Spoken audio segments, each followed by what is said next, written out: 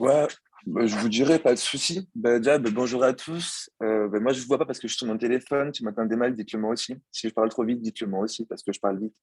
Euh, donc, moi, je m'appelle Abdel. Je suis, comme je l'ai dit au fiches, je suis de la promo 2019-2020 parce que j'ai fait que un an de TC. Donc, moi, maintenant, je suis en banque. Je suis à la pêche au travail pour le coup. Et je vais vous présenter mon parcours. Donc, tu peux passer à la slide 2, s'il te plaît. Donc, moi, j'ai fait un bac STMG, je me suis spécialisé en ressources humaines et communication. J'ai fait GEA d'abord, où je me suis spécialisé en management, donc mes 2 ans de GEA. Et c'est après qu'est venu TC, où j'ai fait un an pour avoir mon double DUT. Donc, j'ai vu que vous avez, dans votre support pour préparer la présentation, qu'il y avait une question pour pourquoi la banque. Donc, pour vous le dire, honnêtement, la banque, c'était un pur hasard. Je connaissais pas du tout. À la base, moi, je voulais arrêter et partir et faire éducateur spécialisé. Et en fin de compte, j'ai découvert la banque, c'était super bien. Si vous ne connaissez pas et que vous avez l'occasion de faire un stage, je sais qu'en deuxième année, vous avez un stage de 8 semaines, enfin de 8 à 10 semaines, en première année de 3. Si vous pouvez en faire au moins un de la banque, si ça vous intéresse pour déjà mettre un premier coup d'œil et voir en quoi ça consiste, ce serait super intéressant. Déjà, de votre côté, ça vous permettrait de mettre un premier pas dedans et de voir si ça vous intéresse vraiment parce que ça reste quand même un secteur assez particulier. Mais pourquoi la banque? Parce que ça va reprendre quand même pas mal d'aspects de TC. On va revoir quand même les aspects de la Comcom. On va revoir les aspects négociation. On fait beaucoup de négociations. Technique de commercialisation. La banque, c'est du commerce avant tout. C'est pas du social, croyez-moi. Euh, c'est du commerce avant tout. Il y a des produits à apprendre, des choses à apprendre. Il y a pas mal d'avancées. C'est un secteur qui est aussi qui est en train enfin, de s'améliorer. Il y a beaucoup plus d'embauches dans le secteur bancaire maintenant. Les banques recrutent de plus en plus, d'autant plus avec le Covid. Ça n'a pas du tout été impacté par le Covid en plus. Enfin, au niveau du secteur bancaire, ça reste quand même une bonne sécurité quand on travaille là-dedans. Euh, donc, c'est un peu par rapport à tout ça que je choisis la banque, par rapport au fait qu'on est en rapport avec la clientèle, mais en rapport direct, en face à face. Il y a du travail à faire, il y a tout le temps des besoins, ils sont tout le temps différents. Et c'est ça que je trouvais intéressant chaque client est différent et il va falloir trouver des solutions différentes pour tout le monde. Donc, c'était un peu le jeu de devoir jouer avec les problèmes des gens pour pouvoir trouver des solutions. Donc, pour partir en banque, moi, je suis parti à l'IAE de Lyon. L'IAE de Lyon, c'est en licence pro banque et assurance en alternance à la caisse d'épargne, donc où je suis toujours en alternance. Donc, c'était l'année dernière où je suis parti, où j'ai commencé ma formation à Lyon. Donc, d'ailleurs, moi, je vous conseille l'IAE de Lyon. C'est le premier IAE de France. Les formations sont super, les profs aussi. Et quand vous sortez d'un IAE, déjà, vous avez bonne réputation. Mais maintenant, sortir de cette IAE-là, j'ai eu beaucoup de contacts avec des recruteurs de diverses enseignes du secteur bancaire, bien entendu. Et tous disaient que l'IAE de Lyon c'était vraiment le top du top au niveau des formations. Si vous pouvez y postuler, allez-y. Petit aparté, pour le coup, moi, en TC, j'avais 11 de moyenne et j'étais pas du tout dans les premiers de la promo, loin de là. J'étais très nul même. Et pourtant, on peut être pris. Franchement, si vous êtes motivé, vous montrez votre motivation. J'étais monté à Lyon pour aller les voir 3 fois. Si vous montrez votre motivation et si vous arrivez, je dis ça pour l'IE, mais pour toute école, si vous arrivez à montrer que vous voulez y aller, que vous mettez les moyens pour, il n'y a pas de raison pour qu'on vous le refuse. Vous avez encore Madame Lassalle en tant qu'enseignante? Oui. Vous Oui. l'avez toujours? Mais si jamais, n'hésitez pas aussi à aller vers elle. Madame Lassalle, pour le coup, moi, c'est elle qui m'a aidé à rentrer à l'IAE. Elle me prenait entre midi et deux, enfin, pendant l'heure de pause où on mangeait pas, elle et moi, ou on mangeait une clémentine, et elle me faisait passer des entretiens, elle m'entraînait à passer à l'oral, à préparer mes dossiers, à faire des CV, à faire mes lettres de motivation. Si vous avez des besoins, vous savez quoi que ce soit, demandez-lui. Madame Lassalle, pour le coup, faut vous le dire, elle adore accompagner ses étudiants. Et pour ceux qui demandent, elle sera prête à renverser monts et marées pour elle, à travers à détruire des montagnes s'il faut pour aider. Donc, petit conseil pour vous, n'hésitez pas à aller vers elle. Donc, moi, je suis parti à l'IAE de Lyon pour une licence pro banque assurance. Les compétences que j'ai acquis dedans, c'était en licence, d'abord, ça va vraiment être général. On va vraiment faire de l'accueil principalement. On va vraiment apprendre le métier de conseiller. Donc, on va vraiment apprendre à gérer des conflits parce que malgré tout, ça existe, surtout dans le secteur bancaire. on détient l'argent de nous, en fait, on détient notre argent. Donc, les gens, souvent, ils ne sont pas forcément contents, d'autant plus que les banques n'ont pas non plus la meilleure image du monde, qu'on soit bien clair. Mais on va apprendre tout ça, à gérer les conflits, on va apprendre à faire des ventes, on va apprendre les produits, en quoi ça consiste, à présenter des produits, on va apprendre à calculer des intérêts, comment fonctionne le système bancaire et le système financier, sous quoi il est régi, donc quand même tout ce qui est théorique, bien entendu, mais on va aussi apprendre tout ce qui est pratique. Donc, avec la licence, c'est ce que j'ai pu acquérir. Je vous laisserai me poser des questions dessus parce que je ne sais pas trop quoi vous dire dessus parce que honnêtement, avec cette licence, vous allez toucher à tous les aspects du secteur bancaire. Elle est vraiment très complète elle est vraiment très complète, mais je ne sais pas forcément quoi vous dire de plus dessus. Il faudra attendre vos questions là-dessus pour que vous puissiez, pour que vous puissiez me dire qu'est-ce qui vous intéresse, qu'est-ce que vous préfériez savoir dessus pour que je puisse vous l'expliquer. Je fonctionne plutôt comme ça. Là, actuellement, je suis en master. Donc, je suis en master 1 cette année en finance bancaire. C'est un master, la première année est générale. Donc, je suis toujours en alternance à la caisse d'épargne. Sauf que cette année, je suis plus donc un gestionnaire clientèle, donc les conseils que nous avons, nous. Mais je suis en gestion de patrimoine. C'est pour donc une clientèle qui a un haut potentiel patrimonial et avec qui on ne va pas avoir les mêmes problèmes que nous avons. Là, les problèmes que moi, je rencontre avec des clients, c'est plutôt j'ai gagné 60 000 euros cette année et je voudrais payer moins d'impôts. Comment il faut faire? Et c'est plutôt ça, c'est plutôt rigolo. C'est plutôt rigolo. Il y a beaucoup de choses à faire et c'est super intéressant parce que avec les lois, avec les réglementations, il y a beaucoup plus de matière à travailler et, euh, et plein de techniques aussi pour faire en sorte que pour créer du capital, pour créer un patrimoine à des personnes, pour faire en sorte qu'au niveau de la succession, quand il y a des morts, parce que la plupart de ceux qui ont des sous sont vieux, donc ils meurent.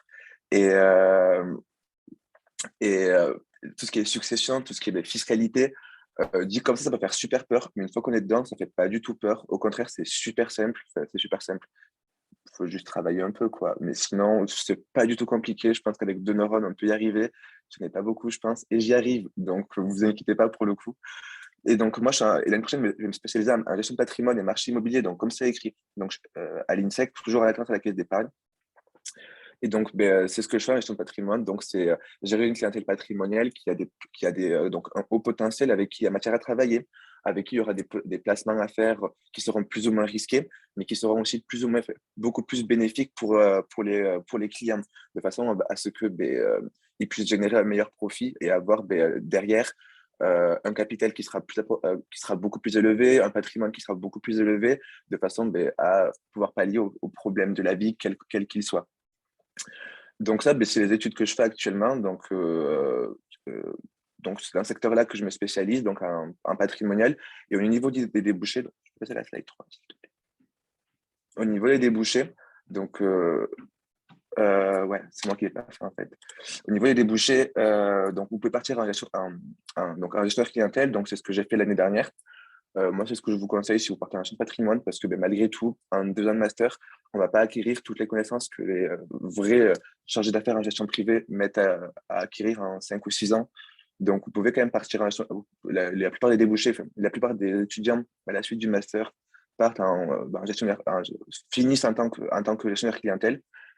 C'est possible qu'on soit chargé d'affaires en gestion privée, donc c'est le poste que fait ma tutrice. C'est donc gérer un portefeuille haut de gamme et à haut potentiel et proposer des produits qui vont être plus ou moins risqués, mais pour pallier à différents problèmes, comme je vous l'ai expliqué. Vous avez aussi le poste de gestionnaire clientèle patrimonial. En fait, c'est un mix des deux. C'est l'étape qui est entre le gestionnaire clientèle et chargé d'affaires en gestion privée. En fait, ça permet de mettre un premier pas là-dedans, dans le secteur patrimonial, quand on ne s'y connaît pas vraiment, pour pouvoir continuer à travailler, à acquérir des compétences, tout en continuant à avoir une clientèle particulière, pour le coup, avec qui il y aura toujours les soucis actuels qu'on avait auparavant. Mais on commencera quand même à mettre un premier pas, à avoir une première vision dans le secteur du haut de gamme, pour le coup. On va dire que c'est le secteur du luxe de la banque. Vous pouvez aussi partir de l'assurance, parce que malgré tout, quand vous êtes banquier, vous êtes aussi assureur. Toutefois, quand assureur, vous n'êtes pas banquier. C'est pas forcément, les deux ne vont pas ensemble, mais comme banquier, vous serez obligatoirement assureur. Donc, vous pouvez devenir assureur juste pour assurer des gens, que ce soit dans les mutuelles, que ce soit pour leur vie, que ce soit dans l'assurance vie, que ce soit pour leur maison, les voitures. Enfin, vous y connaissez l'assurance pour le coup. Mais vous pouvez aussi vous spécialiser dans d'autres branches. Dans ma classe, il y a plein d'alternants qui sont dans des cabinets juridiques, des agences immobilières, parce que malgré tout, ça reste un master qui est aussi pour les marchés immobiliers, qui est aussi un gestion de patrimoine. Le patrimoine, ça prend pas en compte que la banque, mais ça prend aussi en compte le notarial, ça prend en compte le comptable. Il y a plein d'aspects qui vont rentrer là-dedans. Donc, c'est plutôt un secteur financier, bien entendu. Mais vous pouvez finir courtier en assurance, courtier en bourse, administrateur de biens. Donc, c'est plus pour ce qui va être immobilier avec asset manager. C'est plus pour ce qui va être immobilier. Je m'y connais pas du tout parce que ben, moi, je ne suis pas dans ça.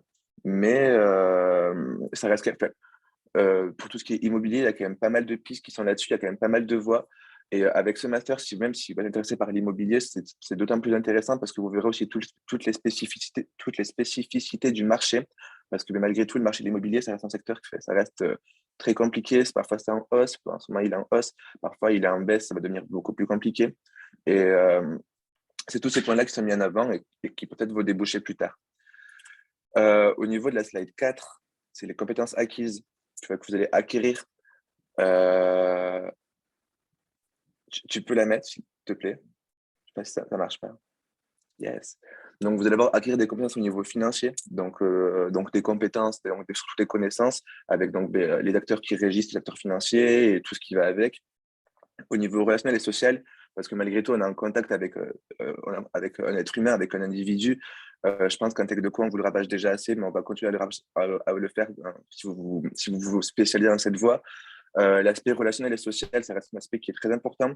On a une clientèle d'autant plus volatile aujourd'hui qui est c'est beaucoup plus compliqué de satisfaire un client aujourd'hui. Mais c'est des compétences, c'est des points qu'on travaille sur lesquels on est formé, sur lesquels on apprend à gérer des clients insatisfaits, à savoir comment faire pour amener de l'insatisfaction à la satisfaction.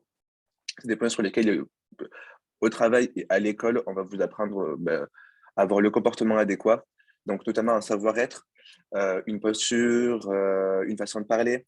Quand je parle à des clients, je ne leur parle pas du tout comme je parle à vous. Je suis deux personnes différentes parce que malgré tout, il y a un vocabulaire à avoir, une façon de parler à avoir, mais il faut aussi savoir faire preuve d'adaptabilité. On ne va pas parler à un client qui vient de la cité comme un client qui vient je sais pas moi, du premier arrondissement de Paris, qui vient de, je sais pas moi, de Cannes pour le coup, parce que c'est deux personnes totalement différentes. Et il va y avoir des approches totalement différentes pour faire en sorte de le satisfaire. Et c'est ces points-là qui sont super intéressants parce que malgré tout, vous-même, ça vous apprend à jouer, ça vous apprend à faire preuve d'adaptabilité dans votre travail et vous verrez que dans votre vie personnelle, ça va aussi vous apprendre beaucoup à faire preuve de beaucoup plus d'adaptabilité, mais aussi à prendre beaucoup de recul sur beaucoup de situations et avoir les choses beaucoup plus claires aussi. Au niveau juridique, vous allez aussi avoir tout ce qui est honnêtement, le secteur bancaire, comme vous le savez, tout secteur, mais surtout au niveau bancaire, on est vraiment régi par tout ce qui est juridique. Il y a beaucoup de lois qui le régissent parce que malgré tout, on touche sur les marchés et on ne peut pas faire ce qu'on veut quand on veut, au contraire. Et au niveau commercial, parce que malgré tout, comme je vous l'ai dit, être banquier, c'est être en commercial, c'est vendre des produits, fidéliser des clients et faire en sorte de fidéliser ses clients, mais aussi toute sa famille pour toujours continuer à approfondir une relation, à faire des ventes. Ce qu'il faut faire, c'est vendre des produits. C'est le but d'un conseiller, qu'on soit bien clair. Je passe à la slide 5, s'il te plaît. Ah, merci. Donc, moi, je suis alternant. Je vous le conseille. Être alternant, c'est beaucoup mieux. Donc, je vous ai mis pourquoi. Donc, il y a deux types de contrats au coup qu'on est alternant. C'est bon à savoir. Moi, je ne le savais pas avant de l'être, pour le coup. Il y a le contrat d'apprentissage et le contrat de professionnalisation. Professionnalisation, c'est le moins bien des deux, du moins, je trouve. Parce que, en fait, quand vous êtes alternant, on va recevoir un salaire. Donc, sauf que quand vous êtes en professionnalisation, vous êtes obligé de déclarer. Vous êtes payé plus, mais vous devez déclarer aux impôts ce que vous percevez et donc vous êtes taxé derrière. Quand vous êtes apprenti, moi, mon salaire que je touche tous les mois, je ne le déclare pas, que ce soit aux impôts, que ce soit à la CAF, à personne. Je touche mon salaire et personne ne le sait et j'ai aucune taxe dessus. Donc, malgré tout, être alternant, ça vous apporte déjà un soutien financier. Donc, vous mettez déjà à l'abri de pas mal de choses pendant au moins la durée de votre contrat.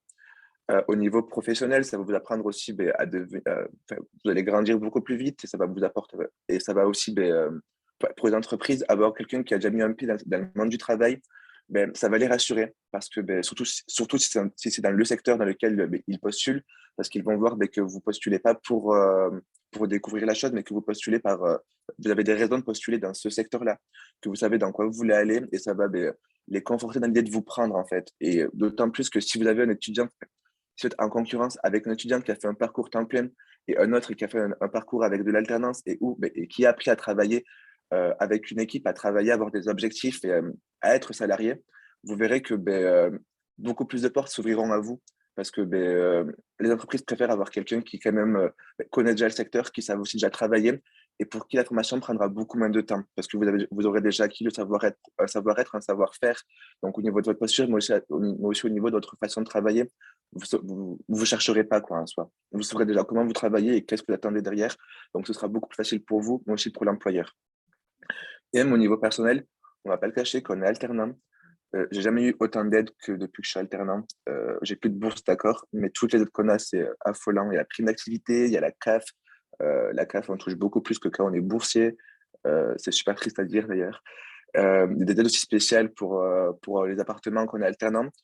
Donc, comme je vous l'ai dit, on ne déclare pas ses salaires. Donc, tout ce que vous allez percevoir, ce ne sera pas à déclarer aux impôts. Parce que on est alternant, donc notre salaire ne compte pas. Et aussi, vous allez avoir vous allez avoir un double statut, donc étudiant salarié, qui vous permet de bénéficier des avantages des deux statuts. Donc, à la fois des statuts d'étudiant pour tout ce qui va être soirée étudiante, tout ce qui va être sortie, événement, mais aussi le statut salarié pour tout ce qui va être, moi, je sais que je reçois les chèques cadeaux, j'ai mon 13e mois, j'ai des primes. Donc, en soi, être alternant, c'est la planque, je préfère vous le dire. Après, vous trouvez une bonne boîte aussi qui veut faire une bonne boîte. Et malgré tout, être alternant, c'est pas tout.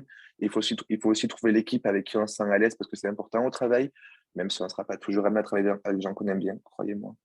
Mais honnêtement, ce serait une superbe opportunité pour vous de partir dans l'alternance parce que derrière, ce sera beaucoup plus simple pour vous. Et puis même, vous, de votre côté, vous verrez vraiment si les études que vous faites, si elles vous plaisent vraiment ou pas. Parce que ça, c'est super triste de faire quand même, d'arriver à Master 2 en banque en temps plein et de se rendre compte qu'un travail qui ne nous plaît pas et de repartir à zéro. C'est pas le but non plus. Enfin, le but, c'est aussi que vous gagnez du temps. Et avec l'alternance, vous en gagnez quand même beaucoup pour le coup. Tu passes à la slide 6, s'il te plaît. Voilà. Est-ce que vous avez des questions? Je ne sais pas pour le coup. Mais est-ce que vous voulez parce que je suis là pour ça. Alors allez-y déjà, les étudiants, si vous en avez. Ouais. Moi, j'ai des questions sur l'évolution de carrière après le master et Ouais. les salaires en alternance, si ça change en troisième année par rapport à la cinquième année, tout ça. En fait, tout dépend. Déjà, pour un salaire d'alternance, ça va prendre en compte, je ne sais pas si tu as déjà regardé les barèmes, ça va déjà prendre en compte ton âge et aussi ton niveau d'études. Mais Par après, exemple, moi, j'avais commencé la deuxième année TC en alternance et et tu as arrêté? ouais, parce que c'était pas du tout dans une entreprise qui me plaisait, c'était Carrefour City, alors que moi, j'ai toujours voulu faire de la banque. C'était vraiment l'alternance parce que j'avais rien d'autre, quoi. Du coup, j'ai arrêté, ça m'allait pas du tout. Le bien-être salarial, il y en avait aucun. Donc, voilà. Et par contre, je sais que moi, si j'aurais eu un salaire complet, c'était environ 850 € et c'était pareil, on ne déclare pas aux impôts, tout ça. Donc, Donc, je c'est voulais savoir si c'était l'apprentissage, pareil. oui. Ouais, Mais voilà. en fait, tout dépend de l'enseigne où tu vas travailler malgré tout. Parce que le salaire, en fait, tu auras un barème minimum. Moi, je sais que je suis au-dessus du barème. Enfin, je préfère vous le dire, Ok. j'en ai rien enfin, je m'en fous si vous connaissez mon salaire. Par mois, je suis à 1200, 1300 euros par mois.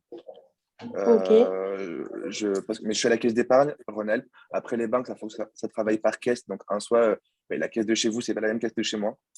Par exemple, si j'étais à la caisse d'épargne, je n'aurais pas accès à vos comptes pour le coup. Mais en fait, tout dépend de tes barèmes, de ton niveau d'études. L'année dernière, j'étais à 1150 euros par mois. Et vu que je reste à la caisse d'épargne chaque année, il m'a augmenté de 100 euros. Et là, j'ai encore eu une prime, donc il m'a encore augmenté de 100 euros. Et je sais qu'en septembre prochain, je serai à nouveau augmenté de 100 euros. Donc, en Ok. soi, je serai à 1400, 1500 l'année prochaine. Mais tout dépend de ta banque. Je sais qu'il y en a qui sont au crédit mutuel et ils touchaient 900 ou 1000 euros. D'autres qui étaient au crédit agricole et ils touchaient 1700, 1800 par mois. Mais après, tout dépend aussi au niveau d'études. Les licences, elles vont beaucoup moins toucher que les masters. Ok. Et Toujours. après, pour l'évolution de carrière, du coup? Mais en fait, tout dépend de l'évolution de carrière. Je sais que du moins chez nous, en fait, et je pense que c'est pareil partout, enfin, c'est partout pareil pour le coup. En fait, on doit rester 3 ans sur le même poste, au minima. Donc, 3 ans sur le même poste. Donc, imaginons que tu commences en tant que gestionnaire clientèle. Donc, tu restes au minima 3 ans sur le poste. Après, tout dépend dans quoi tu veux te lancer et aussi des études que tu as acquis. Imaginons que demain, tu vas partir dans le pro, dans le patrimonial, mais que tu t'es arrêté en licence, donc qui était assez générale et donc tu t'es pas spécialisé. Avec ton enseigne, tu vas pouvoir faire la formation en interne pour avoir le diplôme adéquat, donc le niveau requis pour faire, pour faire le poste que tu veux faire. Ils te les feront passer en interne. et tu pourras évoluer avec eux. Donc, que ce soit produit pro, produit part. Après, tu peux aussi devenir directeur d'agence, directeur adjoint. Tu as beaucoup de postes qui s'ouvrent à toi. Tu peux aussi partir dans les bureaux. Pour le coup, au niveau des perspectives d'avenir, l'acteur bancaire, tu as beaucoup de voies qui s'ouvrent à toi. Tu peux aller dans les bureaux, tu peux aller dans les back-office, tu peux aller en succession, tu peux aller, tu peux devenir directeur de groupe, directeur de réseau. Enfin, tu as beaucoup de points sur lesquels. Mais après, ça prend du temps, bien entendu. Enfin, c'est par étapes. Si tu es gestionnaire clientèle, tu ne deviendras pas du jour au lendemain directeur de groupe. D'abord, tu passeras par directeur adjoint, puis tu deviendras directeur d'agence, et ensuite directeur de groupe, et tu continueras à évoluer. Ça marche comme ça. Mais il faut aussi que derrière, que ton travail soit représentatif de ce que tu veux faire. Si tu ne fais pas un bon travail, ce sera beaucoup plus compliqué pour toi d'évoluer parce que malgré tout, derrière, dans la banque, comme je vous l'ai dit, on est des commerciaux et ce qu'ils veulent souvent, ce que veulent les banques principalement, c'est du chiffre. Comme toutes les entreprises, c'est le secteur privé. Ce qu'ils veulent, c'est être pérenne. Donc, il faut aussi Ouais. travailler derrière et avoir les résultats. Mais au niveau des évolutions, tu peux évoluer dans la banque sans problème pour le coup. Ok. Et les salaires aussi, ils augmentent en même temps. Ok. Et toi, tu penses qu'il vaut mieux faire un master pour avoir plus d'évolution possible par rapport à la licence? Moi, je suis parti de cette optique-là. Je me suis dit que j'étais déjà dans les études, j'avais déjà une alternance. Une alternance, c'est très compliqué à trouver.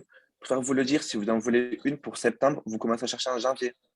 Moi, j'avais Euh, cherché justement pour la deuxième année TC et mais j'avais pris après, que des noms. Par mais contre, les ils banques, elles ne m'avaient recrutent dit pas que pour beaucoup la pour troisième année, les oui. bac plus 2. Les banques ne recrutent pas beaucoup pour les bac plus 2, ils recrutent beaucoup pour le bac plus 3, à partir du bac plus 3.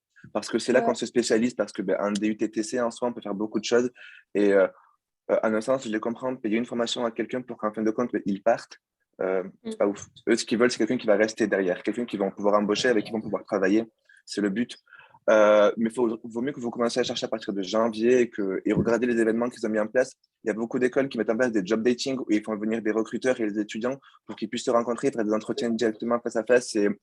Moi, je sais que j'étais prêt l'année dernière, je sais que j'étais fait pour la licence. J'ai su que j'étais prêt à la licence et en alternance au mois de mars pour le mois de septembre. Mettez-vous y tôt parce que, en fait, ils arrêtent de recruter à partir au mois d'avril. Dites-vous que tous les postes sont pris. Ok. Et après, je voulais Donc, savoir aussi si, par exemple, quand tu auras 30 ans, parce que je sais que dans la banque, il faut rendre grave des performances, tout ça. Et si à 30 ans, tu veux partir en assurance, il vaut mieux faire un parcours banque pour après aller en assurance.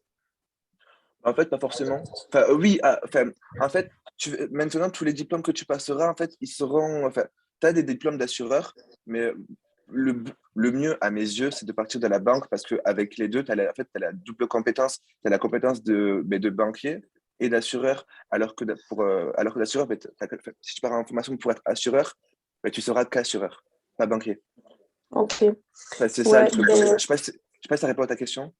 si, c'est bien ce que je pensais. Donc, voilà. Parce Vaut qu'après, mieux. moi, je sais que chez moi, quand j'avais demandé pour la deuxième année, ils m'ont dit non. Par contre, en troisième année, on te prend direct. Genre, Pour une t'es L3, c'est éligible. beaucoup plus simple de rentrer. Pour Ouais, une voilà. L3, c'est beaucoup plus simple de trouver, oui. Parce que Ok. si tu fais une L3 dans la banque et assurance, c'est beaucoup plus simple parce que tu es déjà dans ça. Et tout ce que tu vas apprendre, tu vas aussi le voir en cours. Et eux, derrière, ils vont se dire, on lui paye un salaire pendant 12 mois, on lui paye une école, mais derrière, on l'embauche. Ok. Et après, je voulais savoir qu'est-ce que tu pensais, toi, des LP qu'il y a à Ustarix, à Gênes et Bordeaux. Je t'avoue que quand j'ai postulé, en fait, j'ai fait un peu le camp après TC, parce que je me suis dit, moi, c'est Lyon ou rien. Et j'ai postulé qu'à Lyon. J'ai une copine qui est à Bayonne et elle m'a dit que c'était une très bonne école. J'en connais une aussi qui est à Montpellier et elle m'a dit que la formation au CFPB de Montpellier et elle m'a dit que c'était aussi une super formation. Mais Bordeaux et les villes que tu as vues, je ne connais pas du tout. Je ne pourrais pas te dire. J'ai pas envie Ok. de dire n'importe quoi parce que je ne connais pas. Ouais, parce que Je suis justement, désolé. moi, justement, c'est un peu comme toi que tu as voulu aller à Lyon. Moi, j'aimerais bien aller à Bayonne, mais je sens ça chaud, genre de postuler juste à une LP, quoi. Moi, j'avais pris le risque. C'était pas forcément la meilleure idée parce que si t'es refusé, t'es refusé. Mais moi, je voulais aller à Lyon, donc j'ai postulé aux deux écoles de Lyon et j'avais été pris aux deux, tu vois. Mais je sais pas si vous le savez, il y a plusieurs phases d'inscription pour les écoles. Inscrivez-vous aux premières ou même vous avez le temps de vous retourner aussi derrière. Ok. Ben, merci, tu as bien répondu à mes Pas de questions. souci. Avec plaisir, Il y avait une autre question, non? Ouais, j'ai je une crois. question sur la formation, moi. Ouais. C'était, est-ce que c'est obligatoire qu'il faut faire une IAE à Lyon ou pas forcément on peut faire une IAE un peu partout? Ah ben non, mais peu importe où tu as une licence, banque et assurance. Ok, mais il faut qu'elle soit cotée ou pas en fonction des recruteurs? Ou pas forcément? Ben non, en fait, pas forcément. Enfin, là, moi, cette année, je suis à l'INSEC. Et c'est l'INSEC. C'est pas la meilleure école du monde. Loin de là, c'est une école privée où tu payes ton année, où tu payes quoi, juste tout simplement. Qui coûte très cher en plus. Mais de l'avantage, c'est qu'on ne paye pas. Mais en fait, en soi, l'école où tu vas être, il y a certaines entreprises, par exemple, je sais qu'au LCL, ils ont refusé l'INSEC. Par exemple, si un étudiant postulait chez eux et qu'il était étudiant à l'INSEC, ils ne le prenaient pas parce qu'ils ne voulaient pas avoir quelqu'un qui avait une formation de là-bas. Après, donc, tout dépend des enseignes, en fait. Tu pourras trouver des enseignes qui elles, s'en foutront. Enfin, moi, quand j'ai postulé à l'IAE l'année dernière, et donc les enseignes, bah, c'était une bonne école, certes, mais personne ne l'a refusé. Et même là, cette année, cette année, je suis resté à la caisse d'épargne et pour l'INSEC, il n'y avait aucun problème. Et je sais que pour la plupart des gens, enfin, dans ma classe, il y a des gens qui viennent du Crédit Agricole, il y a de la BNP, il y a de la Société Générale, il y a vraiment de toutes les enseignes pour le coup. Donc, postule et vois avec ton entreprise. Vois avec ton entreprise aussi mais qu'est-ce qu'elle préfère. Mais de ton côté, tu leur dis, ben voilà, moi je postule à telle école, je voudrais faire telle formation et avec vous. Et tu verras de suite s'ils sont pour ou pas. Ils te le diront, ils passeront pas par quatre chemins en plus. Après, je sais D'accord. que aussi pas mal d'entreprises ont un poids derrière. J'ai une amie qui elle avait été refusée à Lyon 2 parce qu'ils ne prenaient pas des licences, enfin, ils prenaient que des licences générales et pas des licences pro. Mais le RH a appelé Lyon 2 et elle a été prise. Parce que Ok, les entreprises ont aussi un poids derrière au niveau des écoles, bien entendu. d'accord. Et j'avais une deuxième question. Je vais potentiellement avoir un stage à la BNP. De Je Tarbes? connais. Ouais, de Tarbes. Ah, super, tu passeras le bonjour à Agathe. Ok. Pardon. Et je voulais savoir Désolé, un vas-y, petit peu excuse-moi. quel était côté ou un petit peu son positionnement parce que je ne m'y connais pas encore forcément. De Si c'est quoi? une bonne Qui t'écoute? entreprise ou pas la BNP par rapport aux autres, par exemple. Ben, en fait, toutes les banques sont des grandes boîtes. Honnêtement, toutes les banques nationales, je veux dire que tu ailles à la BNP, à la Société Générale, au Crédit Mutuel, au Crédit Agricole, peu importe où tu iras, en fait, ce sera quand même une enseigne nationale. Du travail, ils en ont et c'est à peu près partout pareil. Si tu vas dans une enseigne qui est plutôt locale, dans une banque plutôt communale, pour le coup, oui, ce sera, je ne pourrais pas te dire pour le coup parce que ben, je ne sais pas, mais en soi, le principe reste le même. Ce qu'on propose, c'est pareil, les produits proposés, c'est les mêmes. Tout est pareil pour le coup. Après, c'est en fonction de la clientèle. Tu as toutes sortes de clients aussi. Moi, mon stage de deuxième année de GEA, je l'ai fait à la BNP à Tarbes. Ah ouais. C'est pour ça que je connais Agathe, Yann et toute l'équipe. Mais, honnêtement, dessus, il n'y a rien à dire. Euh, si tu parles à la BNP de Tarbes, ben, tu vas t'éclater. Ok, Franchement, moi, je d'accord. me suis éclaté. Les clients sont sympas, le travail qu'ils donnent est sympa aussi. Les missions que tu as à faire, je sais que Yann était plutôt flexible pour les missions que j'avais à faire. Et puis l'équipe t'intègre très bien aussi. Enfin, tu te sentiras pas mal là-bas. C'est très sympa pour le coup. Et le travail avec les clients est aussi, c'est super intéressant ce que tu as à faire. Tu seras principalement à l'accueil, mais ça te permettra de mettre déjà un premier pied dedans. Et franchement, c'était top pour le coup. Ok, d'accord. Ok. Juste les gars, j'ai peur que ça. Ah, ça va. Non, c'est Que bon. ça coupe ou Oui, pas, parce qu'il y a c'est c'est pile l'heure. pile. Ouais, du coup, Ouais, voilà. Et merci Si ça à vous toi, dérange pas. Abdel. C'était très, Ouais. Merci très bien beaucoup. pas de présenté. souci. Après, si jamais vous avez d'autres questions que vous n'avez pas pu poser, vous nous contactez sur Tecta et nous, on peut vous mettre en relation avec vous. Voilà. Ah, ok, Pas ouais. de problème. Moi, je voudrais bien. Ok, Ok. ben envoie-nous un message sur Tecta et on te passera son Insta, il n'y a pas de souci. Ouais, Ok, pas de problème. Tu m'écris, je réponds. T'en fais pas. Parfait. merci. Ok. Merci à toi et Merci. bonne continuation. Avec plaisir. Bonne journée à vous. Bon courage. Merci. Salut. Ciao. Salut. Salut.